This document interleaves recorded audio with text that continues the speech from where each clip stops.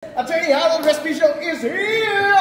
Diyan tayo magkakalabanan. Lalabas ang inyong mga baho kapag hindi po natin tinupad ang mandato ng taong bayan. Tuparin na walang nakawan at tuparin ng walang kakorupsyonan. Tingnan ninyo kung sino yung mga konsehal na sumusuporta sa inyo at kapag hindi kayo sinuportahan, huwag nyo na silang iboto sa susunod.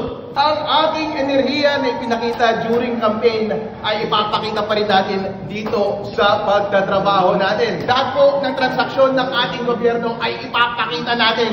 Lahat po ng polisiya na ating gagawin ay ating sasabihin sa taong bayan. Pakikinggan natin ang kanilang boses at makakaasa kami na makakapagtrabaho kami ng mabuti with the Chief Executive Officer ng aming bayan, si Mayor Malu Respicio Saguban. Hello, baby! Reconciliation po sa administration. Reconciliation, automatic po yan!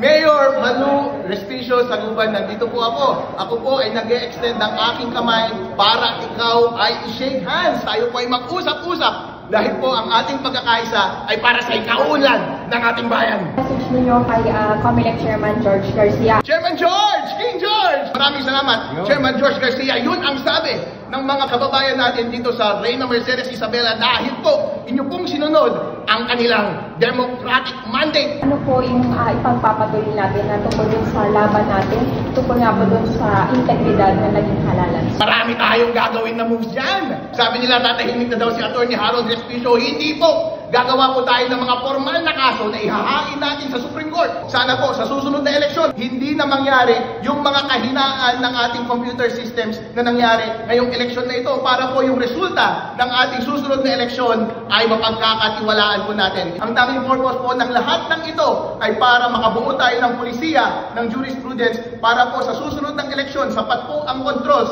sa ating mga computer systems o kahit na anumang sistema ang gagawin natin sa pagboto para po yung integridad ng resulta ay buo. Ano po yung inyong magiging unang hakbang, sir? Magtatrabaho po kami ng tuloy-tuloy.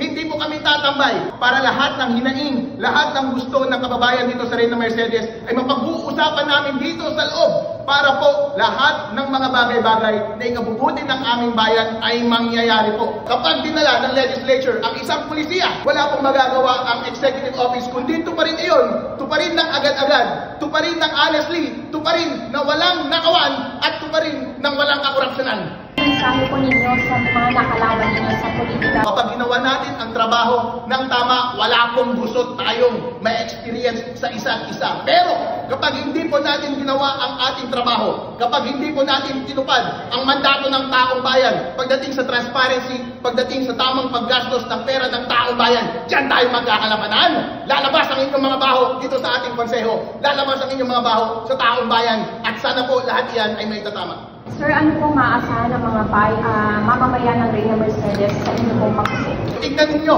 kung sino yung mga konsehal na sumusuporta sa inyo at kapag hindi kayo sinuportahan, huwag nyo na silang iboto sa susunod.